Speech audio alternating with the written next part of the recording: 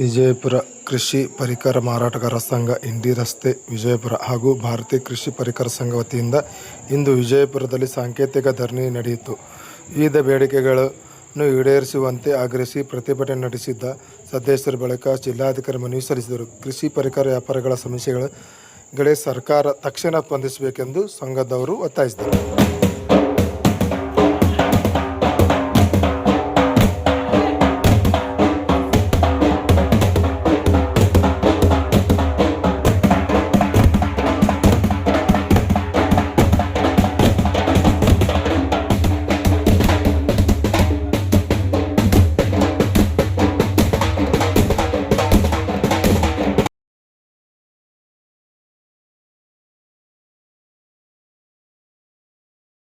ಕೃಷಿ ಪರಿಕರ ಮಾರಾಟಗಾರರ ಸಂಘ, ಇಂಡಿ ರೋಡ್, ವಿಜಯಪುರ ತಾವೇನು ಮನವಿಯನ್ನು ಕೊಟ್ಟಿದ್ದೀರಿ, ಇದನ್ನು ನಾವು ಸಂಬಂಧಪಟ್ಟ ಅಧಿಕಾರಿಗಳಿಗೆ ಕಳಿಸ್ತೀವಿ. Thank you sir, thank you, ಧನ್ಯವಾದ.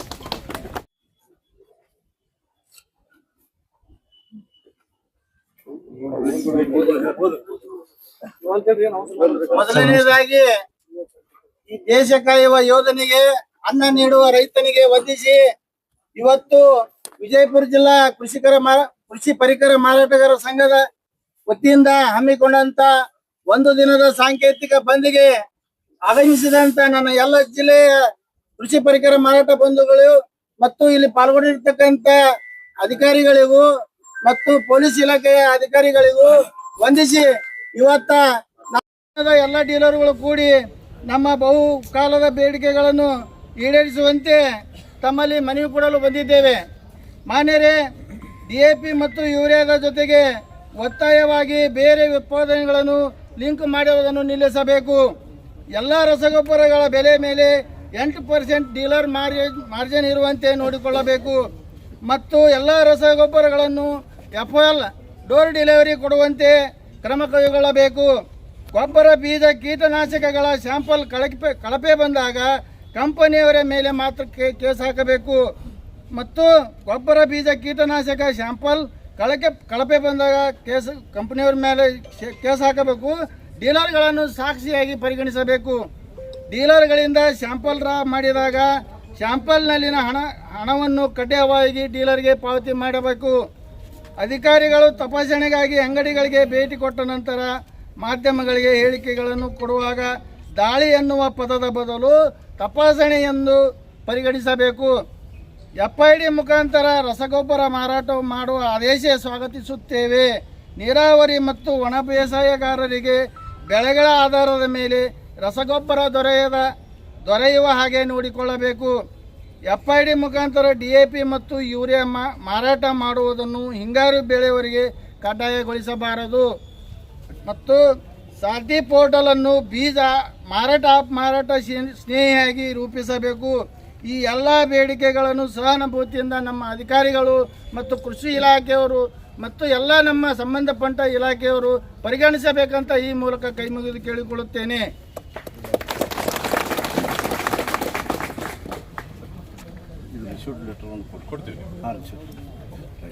ಭಾರತದಾದ್ಯಂತ ಕೃಷಿ ಪರಿಕರ ಮಾರಾಟಗಾರರ ಒಂದು ದಿನದ ಸಾಂಕೇತಿಕ ಹೋರಾಟದಲ್ಲಿ ವಹಿಸಿದಂತ ನಮ್ಮ ಎಲ್ಲ ಡೀಲರ್ ಬಾಂಧವರಿಗೆ ವಂದಿಸಿ ಇವತ್ತು ಡೀಲರ್ ಬಾಂಧವರಿಗೆ ನಮ್ಮ ಕರ್ನಾಟಕದಲ್ಲಿ ಆಗಲಿ ಭಾರತದಲ್ಲೇ ಆಗಲಿ ಬಹಳ ಏನದ ವ್ಯಾಪಾರ ಮಾಡಲು ಅನಾನುಕೂಲತೆಗಳಿದ್ದು ಅದರ ಒಂದು ಪ್ರಯುಕ್ತವಾಗಿ ನಾವು ಒಂದು ದಿನ ಹೋರಾಟ ಮಾಡ್ಲಕತ್ತೀವಿ. ಅದರಲ್ಲಿ ನಾವೇನದ 9 ಬೇಡಿಕೆಗಳನ್ನ ನಾವು ಇಲ್ಲಿ ಇಟ್ಟಿದ್ದೀವಿ. ಒಂದನೇದು DAP ಮತ್ತು ಯೂರಿಯಾದ ಜೊತೆಗೆ ಒತ್ತಾಯವಾಗಿ ಬೇರೆ ಉತ್ಪಾದನೆಗಳನ್ನು ಲಿಂಕ್ ಮಾಡುವುದನ್ನು ಕಂಪನಿಯವರು ನಿಲ್ಲಿಸಬೇಕು. ಎಲ್ಲಾ ರಸಗೊಬ್ಬರ ಬೆಲೆ ಮತ್ತು ಮೇಲೆ 8% ಡೀಲರ್ ಲಾಭಾಂಶ ಇರುವ ಹಾಗೆ ನೋಡಿಕೊಳ್ಳಬೇಕು. ಎಲ್ಲಾ ರಸಗೊಬ್ಬರಗಳನ್ನು ಡೋರ್ ಡೆಲಿವರಿ ಕೊಡುವ ಹಾಗೆ ಕ್ರಮ ಕೈಗೊಳ್ಳಬೇಕು. ಬೀಜ, ಗೊಬ್ಬರ, ಕೀಟನಾಶಕಗಳ ಸ್ಯಾಂಪಲ್ ಕಳಪೆ ಬಂದಾಗ ಕಂಪನಿಯವರ ಮೇಲೆ ಮಾತ್ರ ಕೇಸ್ ಹಾಕಬೇಕು. ಡೀಲರ್ಗಳನ್ನು ಸಾಕ್ಷಿಯಾಗಿ ಮಾತ್ರ ಪರಿಗಣಿಸಬೇಕು. ಡೀಲರ್ಗಳಿಂದ ಸ್ಯಾಂಪಲ್ ರಾ ಮಾಡಿದಾಗ ಸ್ಯಾಂಪಲ್ ಹಣವನ್ನು ಕಡ್ಡಾಯವಾಗಿ ಡೀಲರ್ಗಳಿಗೆ ಪಾವತಿ ಮಾಡಬೇಕು. ಅಧಿಕಾರಿಗಳು ತಪಾಸಣೆಗಾಗಿ ಡೀಲರ್ಗಳ ಅಂಗಡಿಗೆ ಭೇಟಿ ಕೊಟ್ಟ ನಂತರ ಮಾಧ್ಯಮಗಳಿಗೆ ಹೇಳಿಕೆಯನ್ನು ಕೊಡುವಾಗ ದಾಳಿ ಎನ್ನುವ ಪದದ ಬದಲು ತಪಾಸಣೆ ಮತ್ತು ಅಂಗಡಿಗಳ ಫೋಟೋ ಬಳಸಬಾರದು, ತಪಾಸಣೆ ಎಂದು ಬಳಸಬೇಕು. FID ಮುಖಾಂತರ ರಸಗೊಬ್ಬರ ಮಾರಾಟ ಮಾಡುವ ಆದೇಶ ಸ್ವಾಗತಿಸುತ್ತೇವೆ. ನೀರಾವರಿ ಮತ್ತು ಒಣ ಬೇಸಾಯಗಾರರಿಗೆ ಬೆಳೆಗಳ ಆಧಾರದ ಮೇಲೆ ರಸಗೊಬ್ಬರಗಳ ದೊರೆಯುವ ಹಾಗೆ ನೋಡಿಕೊಳ್ಳಬೇಕು. FID ಮುಖಾಂತರ DAP ಮತ್ತು ಯೂರಿಯಾ ಮಾರಾಟ ಮಾಡುವುದನ್ನು ಹಿಂಗಾರಿ ಬೆಳೆಗಳವರೆಗೆ ಕಡ್ಡಾಯಗೊಳಿಸಬಾರದು. ಸಾತಿ ಪೋರ್ಟಲ್ ಅನ್ನು ಬೀಜ ಮಾರಾಟ ಆಪ್ ಮಾರಾಟ ಸ್ನೇಹಿಯಾಗಿ ರೂಪಿಸಿಕೊಳ್ಳಬೇಕು ಎಂದು ಈ 9 ಬೇಡಿಕೆಗಳನ್ನು ನಾವು ಸರ್ಕಾರಕ್ಕೆ ಮತ್ತು ಕೃಷಿ ಇಲಾಖೆಗೆ ನಮ್ಮೆಲ್ಲ ಭಾರತ ಮತ್ತು ಕರ್ನಾಟಕ ಬಿಜಾಪುರ ಎಲ್ಲಾ ಡೀಲರ್ ಬಾಂಧವಗಳು ಕೂಡಿ ನಾವು ಒತ್ತಾಯ ಮಾಡ್ಲಾಕತ್ತೀವಿ. ಅದಕ್ಕೇನದ ಸಹಾನುಭೂತಿಯಿಂದ ನಮ್ಮ ಬೇಡಿಕೆಯನ್ನು ಪರಿಶೀಲಿಸಿ ಎಲ್ಲರೂ ನಮ್ಮನ್ನ ಸಹಾಯ ಸಹಕಾರ ನೀಡಬೇಕಂತ ತಮ್ಮಲ್ಲಿ ಕೇಳಿಕೊಳ್ಳುತ್ತೇನೆ. ಸುರೇಶ್ ಮಳಲಿ ಸಿಂದಗಿ ಪರಿಕರ ಮಾರಾಟಗಾರರ ಅಧ್ಯಕ್ಷ ಇದ್ದೀನಿ. ಸರ್ ಈ ಮೊದಲ ಏನ್ರಿ ನೀವು ಅರ್ಜಿ ಗೀಜಿ ಕೊಟ್ರಿ ಸರ್ ಮನವಿ ಇದೆ ಪ್ರಥಮ ಬಾರಿ ಕೊಡ್ಲಾಕತ್ತೀವಿ. ನಮ್ಮ ನ್ಯೂನತೆಗಳಿದ್ದು ನಾವು ಸರ್ಕಾರಕ್ಕ ಆಫೀಸರ್ಗಳಿಗೆ ನಾವು ಕೇಳ್ಕೊಂಡಿವಿ, ಮೌಖಿಕವಾಗಿ ಕೇಳ್ಕೊಂಡಿವಿ. ಅಧಿಕೃತವಾಗಿ ನಾವು ಇವತ್ತೇ ಫಸ್ಟ್ ನಾವು ಇಡೀ ಭಾರತದಾದ್ಯಂತ ಭಾರತ ಕೃಷಿ ಮಾರಾಟಗಾರರು ಅವ್ರು ಏನು ಒಂದು ದಿನದ ಸಾಂಕೇತಿಕ ಬಂದ್ ಮಾಡಿದ್ರು, ಅದಕ್ಕೆ ನಾವು ಬೆಂಬಲವಾಗಿ ಎಲ್ಲರೂ ಬಿಜಾಪುರ ಜಿಲ್ಲಾ, ಮಹಾರಾಷ್ಟ್ರ, ಆಂಧ್ರ ಎಲ್ಲರೂ ಸೇರಿ ನಾವು ಮಾಡ್ಲಾಕತ್ತೀವಿ. ಅದಕ್ಕೆ ಏನದ ನಮ್ದು ಏನದ ನ್ಯಾಯಯುತವಾದ ಬೇಡಿಕೆ ಏನದ ಆದ 9 ಬೇಡಿಕೆಗಳು ನಾವು ಜಿಲ್ಲಾಧಿಕಾರಿಗಳಿಗೆ ಮತ್ತು ಕೃಷಿ ಅಧಿಕಾರಿಗಳಿಗೆ ಕೊಡ್ಲಾಕ್ ಬಂದೀವಿ ನಾವು ಇವತ್ತ. ಸರ್ ನಿಮ್ ಬೇಡಿಕೆಗಳು ಈಡೇರ್ಲಿಕ್ಕಂದ್ರ ಮುಂದಿನ ದಿನಮಾನಗಳಲ್ಲಿ ಹೋರಾಟ ಯಾವ ಮುಂದಿನ ದಿನ ಇನ್ನೂ ಹೆಚ್ಚಿನ ಉಗ್ರವಾದ ಹೋರಾಟ ಮಾಡ್ತೀವಿ. ನಮ್ ನ್ಯಾಯಯುತ ಹಕ್ಕಿಗೆ ಏನದ ನಾವು ಹೋರಾಟ ಮಾಡ್ತೀವಿ. ನಾವೆಲ್ಲ ಏನದ ಡೀಲರ್ ಬಾಂಧವರು ಏನದ ಕೂಡಿ ನಾವು ವಿಚಾರ ಮಾಡಿ ಒಂದು ನಿರ್ಣಯ ತಗೊಂಡು ಇದ್ರ ಬಗ್ಗೆ ಮತ್ ಮುಂದಿನ ವಿಚಾರ ಮಾಡ್ತೀವ್ರಿ ನಾವು. ಸರ್ ಇನ್ನೊಂದ್ ಪ್ರತಿದಿನ ಒಂದೊಂದು ಕಾನೂನು ಬರ್ತಾ ಇದೆ. ಸರ್ಕಾರ ಪ್ರತಿದಿನ ಒಂದೊಂದು ಕಾನೂನು ತರ್ತಾ ಇದೆ, ನೀವೇನ್ ಹೇಳ್ತೀರಿ ಸರ್? ಸರ್ಕಾರ ನೋಡ್ರಿ ಎಲ್ಲರಿಗೆ ರೈತರಿಗೆ ಅನುಕೂಲ ಆಗ್ಬೇಕು, ಡೀಲರ್ಗೆ ಅನುಕೂಲ ಆಗ್ಬೇಕು, ಸಾರ್ವಜನಿಕರಿಗೆ ಎಲ್ಲರಿಗೆ ಅನುಕೂಲ ಆಗೋ ಒಂದು ವ್ಯವಸ್ಥೆ ತರಬೇಕು. ಯಾರೋ ಒಂದು ಆಫೀಸರ್ ಎಲ್ಲರೇ ಕೂತು ಏನಾರೇ ಒಂದ್ ಮಾಡಿದ್ರ ಆಗಂಗಿಲ್ಲ. ಇಲ್ಲಿ ಮೂಲ ಹಂತ ಕೆಳ ಹಂತದಾಗ ಏನದ ಏನ್ ಸಮಸ್ಯೆ ಅದ, ಡೀಲರ್ಗಳು ರೈತರು ಎಲ್ಲರಿಗೆ ಅನುಕೂಲ ಆಗಂಗ ನಾವು ವ್ಯವಸ್ಥೆ ಮಾಡ್ಬೇಕು. ಇದ್ ಆಲ್ರೆಡಿ ಹಾರ್ಮೋಸ್ನ್ಯಾಗ ಯುದ್ಧ ನಡೆದಿದ್ದ ಸಲಿಂದ ಏನದ ಗೊಬ್ಬರ ಫಾಸ್ಫರಿಕ್ ಆಸಿಡ್ ಇವೇನದ ಸಂಬಂಧಪಟ್ಟಿದ್ದು ಗೊಬ್ಬರ ಏನದ ಸಪ್ಲೈಗಳು ಕಮ್ಮಿ ಅದಾವ. ನಮ್ಮಲ್ಲಿ ಇದ್ದಂತದಕ್ಕೆ ಏನದ 2000 3000 ಒಂದ್ ಚೀಲಕ್ ಸಬ್ಸಿಡಿ ಅದ. ಸರಿಯಾಗಿ ಹಂಚಲಕ್ ಅವ್ರ ಉದ್ದೇಶ ಒಳ್ಳೇದ, ನಾವು ಬೆಂಬಲ ಮಾಡ್ತೀವಿ. ಸರ್ಕಾರಕ್ಕೆ ನಾವು ವಿರೋಧ ಮಾಡಲ್ಲ, ಕಾನೂನಿಗೆ ನಾವ್ ಯಾರು ದೊಡ್ಡವರಲ್ಲ. ನಾವೆಲ್ಲ ಅದಕ್ಕೆ ಬೆಂಬಲವಾಗಿ ಅದಕ್ಕೆ ನಮ್ ಡೀಲರ್ಗಳಿಗೂ ನೀವೇನದ ನಾವು ರಕ್ಷಣೆ ಆಗಂಗ ಅನುಕೂಲ ಆಗಂಗ ನಾವು ಹಂಚಲಕ್ಕ ಏನದ ಸೇವೆ, ಸರ್ಕಾರದ ಸೇವೆ ಮಾಡ್ಲಕ್ಕ, ರೈತರ ಸೇವೆ ಮಾಡ್ಲಕ್ಕ ಅನುಕೂಲ ಆಗಂಗ ನೀವು ನಮ್ಗೆ ಬೆಂಬಲ ಮಾಡ್ಬೇಕು. ನ್ಯಾಯಯುತವಾದ ನಮ್ಮ ಏನು ಹೋರಾಟ ಅದಲ್ಲ ಅದಕ್ಕೆ ನೀವು ಬೆಂಬಲ ಮಾಡ್ಬೇಕು. ಒಂದ್ ಏನ್ ಸರಿಯಾದ ಮಾರ್ಗದೊಳಗೆ ನಮ್ಮ ಯೂನಿಯನ್ಕ ನಮ್ಮ ಡೀಲರ್ಗಳಿಗೆ ಸಹಾಯ ಮಾಡ್ಬೇಕಂತ ನಾ ಈ ಮೂಲಕ ನಾ ಏನದ ಅವ್ರಿಗೆ ಮನವಿ ಮಾಡ್ತೀನಿ. ಸರ್ ನನ್ ಇನ್ನೊಂದು ಪ್ರಶ್ನೆ, ಸರ್ ಯುದ್ಧ ನಡೆದ ಹೌದ್ರಿ ಸರ್, ಯಾವುದೇ ಒಂದು ಕೇಂದ್ರ ಸರ್ಕಾರ ಆಗ್ಲಿ ಇವತ್ತು 2 ವರ್ಷ ಮುಂಚಿತವಾಗಿ ಯಾವುದೇ ಒಂದು ಆಸ್ಥಾನವನ್ನ ತೆಗೆದುಕೋಬಹುದಾಗಿತ್ತಲ್ಲ. ಮಾಡ್ಬೇಕಾದ್ರೆ ಸರ್ಕಾರದ ನಾವು ಕ್ವಶನ್ ಮಾಡುವಾಗ ನಮ್ಮ ಅಧಿಕಾರ ಇಲ್ಲ. ಅದು ಏನದ ಅವ್ರಿಗೆ ಗೊತ್ತಿದ್ ಒಮ್ಮೆದೊಮ್ಮೆಲೆ ಬಂದದ. ಇದು ಎಲ್ಲರಿಗೆ ರಾಷ್ಟ್ರವ್ಯಾಪಿ ಗೊತ್ತಿದ್ದದ. ಮೀಡಿಯಾದ ಮುಖಾಂತರ ಎಲ್ಲಾ ತಿಳುವಳಿಕಿದ್ದವ್ರ ಮಂದಿನೇ ಇವಿ. ಇದು ಒಮ್ಮೆದೊಮ್ಮೆಲೆ ಯುದ್ಧ ಬರ್ತದೆ ಯಾರಿಗೇನು ಕನಸು ಬಿದ್ದಿಲ್ಲ. ಈ ಬಂದಂತ ಸಮಸ್ಯೆ ಏನದ ಸರಿಯಾಗಿ ನಾವೆಲ್ಲರೂ ಏನದ ಸಾಮೂಹಿಕ ಜವಾಬ್ದಾರಿಯಿಂದ ನಾವು ಎದುರಿಸಬೇಕಾಗ್ಯದ. ಅದ್ರೊಳಗೆ ನಮ್ ಡೀಲರ್ಗೆ ಅನ್ಯಾಯ ಆಗಲಾರ್ದಂಗೂ ನೋಡ್ಕೊಳ್ಬೇಕಾಗ್ಯದ. ಆಫೀಸರ್ಗಳು ಸುಮ್ನೆ ಬರೋದು, ಅರೆಸ್ಟ್ಮೆಂಟ್ ಮಾಡೋದು, ಲೈಸೆನ್ಸ್ ಹೋಲ್ಡರ್ಗಳಿಗೆ ಅದು ಇದು ಅನ್ನೋದು ಇದೆಲ್ಲ ಏನು ಬಿಡ್ಬೇಕು. ವಸ್ತು ಸ್ಥಿತಿ ನ್ಯಾಯಯುತವಾಗಿ ರೈತನಿಗೆ ನಾವ್ ಎಲ್ಲರೂ ಕೂಡಿ ಸೇವೆ ಮನೋಭಾವದಿಂದ ಮಾಡ್ಲಕತ್ತೀವಿ. ಯಾರ್ದು ಇಲ್ಲಿ ಏನೇನ್ ಪಗಾರ ಇರಲ್ಲ, ಏನು ಇರಲ್ಲ, ಇದಕ್ಕೇನು ಒತ್ತಾಯ ಪೂರ್ವಕ ಏನು ಇರಲ್ಲ. ಎಲ್ಲರೂ ನಾವ್ ಏನಾರ ರೈತರ ಮಕ್ಕಳ, ನಾವ್ ಏನ್ ಡೀಲರ್ಗಳೇನ್ ಬೇರೆ ಇಲ್ಲ, ನಾವು ರೈತರ ಮಕ್ಕಳೇವಿ. ಭೂಮಿ ಅನ್ನದಾತನ ಕೈ ಜೋಡಿಸಿ ಬಂದೀವಿ. ನಾವು ಹೊಲ್ದಾಗ ಕೆಲಸ ಮಾಡೋರು ಇದೀವಿ. ಆದ್ರ ರೈತಗ ಅನುಕೂಲ ಮಾಡುವಲ್ಲಿ ನಾವೆಲ್ಲರೂ ನಿಷ್ಪಕ್ಷ ಮತ್ತು ನ್ಯಾಯಯುತವಾಗಿ ನಡ್ಕೋಬೇಕು. ಅದ್ರೊಳಗೆ ನಮ್ ಡೀಲರ್ಗಳಿಗೆ ಏನು ಅನಾನುಕೂಲತೆಗಳವ, ಏನ್ ತೊಂದ್ರೆ ಅವ, ಅದನ್ನ ಬಗೆಹರಿಸಲಕ್ ಪ್ರಯತ್ನ ಮಾಡ್ಬೇಕಂತ ನಾ ಎಲ್ಲರಿಗೂ ಕೈ ಮುಗಿದು ಕೇಳ್ಕೊತೀನಿ. ಈ ರೂಲ್ಸ್ ದಿಂದ ರೈತರಿಗೆಲ್ಲ ಬಹಳ ಕಷ್ಟ ಆದ್ರಿ ಸರ್. ಸುರೇಶ್ ಮಳಲಿ, ಸಿಂದಗಿ ಆಲ್ಮೇಲ್ ತಾಲೂಕ್ ಪರಿಕರ ಮಾರಾಟ ಅಧ್ಯಕ್ಷರು. ರಾಷ್ಟ್ರೀಯ ಪರಿಕರ ಮಾರಾಟ ಸಂಘ ಮತ್ತು ರಾಜ್ಯ ಪರಿಕರ ಮಾರಾಟ ಸಂಘ ಹಾಗೂ ಜಿಲ್ಲೆ ಪರಿಕರ ಮಾರಾಟ ಸಂಘ ಹಾಗೂ ತಾಲೂಕು ಎಲ್ಲ ಮಿತ್ರಗಳು ಧನ್ಯವಾದಗಳು. ಇಲ್ಲಿವರೆಗೆ ಬಂದು ನಮ್ಮ ಬಂದ ಇದಕ್ಕೆ ತಾವು ಇದು ಮಾಡಿದೆ. ಈಗ ಒಂದು ವಿಷಯ ಹೇಳ್ಬೇಕಂದ್ರ ನನಗ ಈಗ ನಮ್ದು ಮೂಲತಃ ಒಂದು ಹೇಳ್ತೀನಿ. ಇವತ್ತು ಬಂದ್ ಮಾಡ್ಲಕ್ ಕಾರಣ ಏನಂತ ಅನ್ನೋದನ್ನ ನಿಮ್ದು ಒಂದೇ ವಾಕ್ಯದಾಗ ಹೇಳ್ತೀನಿ. ರೈತರಿಗೆ ಇವತ್ತ FID ಮುಖಾಂತರ, FID ಅಂದ್ರ FID ಮುಖಾಂತರ ಗೊಬ್ಬರ ಹಂಚಬೇಕಂತ ಕೃಷಿ ಇಲಾಖೆದವ್ರು ಹೇಳ್ತಾರ. ಗೌರ್ಮೆಂಟ್ ಈಗ ಗೊಬ್ಬರವನ್ನು ಹೆಚ್ಚಿಗೆ ಹಾಕಬಾರ್ದು. ಯೂರಿಯಾ ಹಾಕೋದ್ರಿಂದ ಏನಾಗ್ತೈತಿ, ಭೂಮಿ ಹಾಳತೈತಿ. ಮುಂದಿನ ಜನ್ಮದಲ್ಲಿ ಮುಂದೆ ಅವ್ರ ಮಕ್ಕಳಿಗೆ ಆಗ್ಲಿ ಭೂಮಿ ಕೆಡತೈತಿ. ಇದು ಗೌರ್ಮೆಂಟ್ ಯೂರಿಯಾ ಸಲಿಂದ ಮಾಡಿದ್ದು ಕಾರಣ. ಈಗ ಏನಾಗೈತಿ, FID ಮುಖಾಂತರ ಅಂದ್ರೆ ಏನ್ರಿ, ಒಂದ್ 10 ಎಕರೆ ಒಬ್ಬರ ರೈತರಿಗೆ ಇದ್ದತ್ತೇಳ್ರಿ, ಅವನಿಗೆ 10 ಚೀಲ ಬರೋದು ಯೂರಿಯಾ. ಆಮೇಲೆ 5 ಎಕರೆ ಇದ್ರೆ 5 ಚೀಲ ಬರೋದು ಯೂರಿಯಾ. ಇದನ್ನ ಗೌರ್ಮೆಂಟ್ ದವ್ರು ಮಾಡ್ಯಾರ, ಇದು ನಾವೇನು ಮಾಡಿಲ್ಲ. ಆದ್ರೆ ಇವತ್ತಿನ ರೈತರು 10 20 ಚೀಲ ಬೇಕಂತ ನಮ್ಮ ಅಂಗಡಿಯಲ್ಲಿ ದಂಡಿ ಕೊಂಡಿರ್ತಾರ. ಅವಾಗ ನಮಗ ತ್ರಾಸ ಆಗ್ತೈತಿ. ಇದು ನೀವು ಮಾಧ್ಯಮ ಮುಖಾಂತರ ನೀವು ರೈತರಿಗೆ 1 ಎಕರೆಗೆ 1 ಚೀಲ ಸಿಗುತ್ತದೆ, ಹೆಚ್ಚಿಗೆ ಕೊಡಬಾರ್ದು, ರೈತರು ಡೀಲರು ಕೊಡಬಾರ್ದು, ನಾವು ಯಾರು ಕೊಡಬಾರ.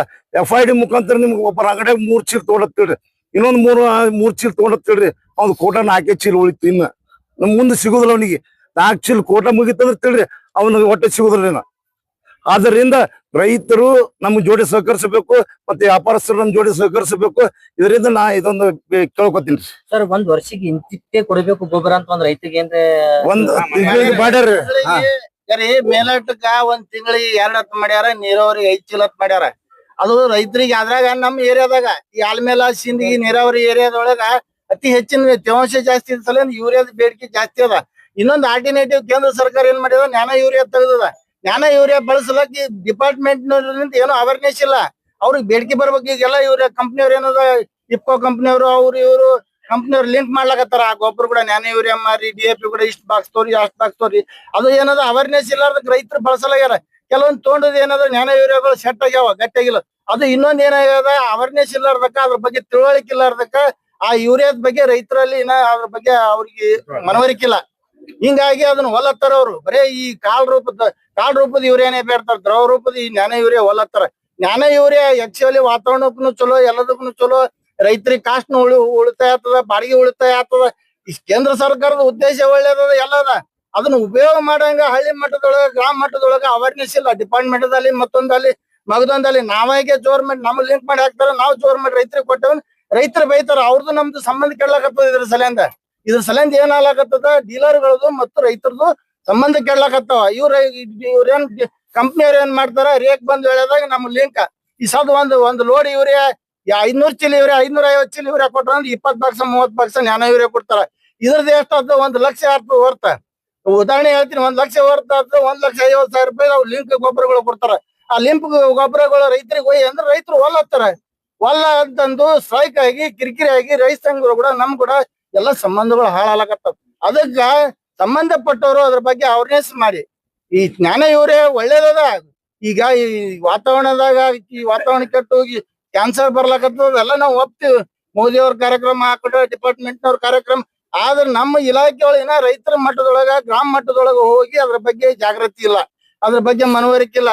ರೈತರು ಬೇಡುವಂಗ ತಮ್ಮಿಂದ ತಾನೇ ಉಪಯೋಗ ಮಾಡುವಂಗ ಅವ್ರು ಏನಾದ್ರು ವ್ಯವಸ್ಥೆ ಮಾಡ್ಬೇಕು. ಇದನ್ನೆಲ್ಲ ಡೀಲರ್ಗೆ ತಂದು ಹಾಕೋದ್ರಿಂದ ನಾಳೆಗೆ ನಮ್ಮ ಅವರು ರಿಲೇಷನ್ ಕೆಡ್ಲಾಕತ್ತದ.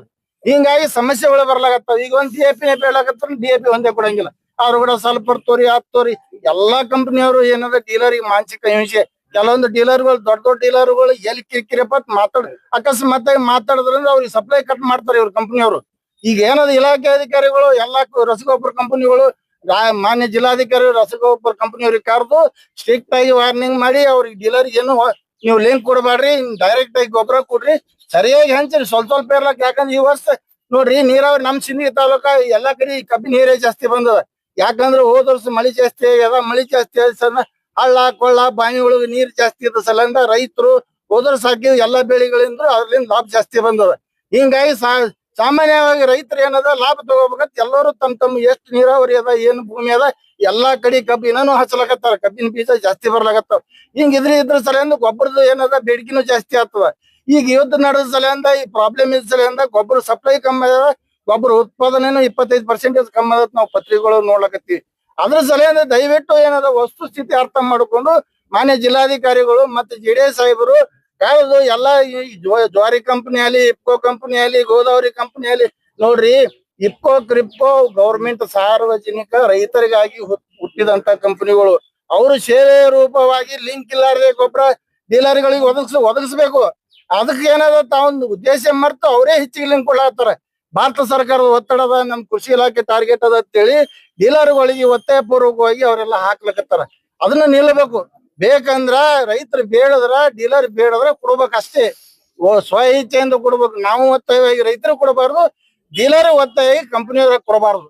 ಇದನ್ನ ನಾವೇನದ ಪರಿಗಣಿಸಬೇಕಂತ ತಮ್ಮಲ್ಲಿ ಏನದ ನಾವು ಕೇಳ್ಕೊತೀವ್ರಿ. ರೈತ ಮಾರಾಟ ಸಂಘದ ಹೋರಾಟಕ್ಕೆ ಒಂದೇ ಜೈ ಜವಾನ್.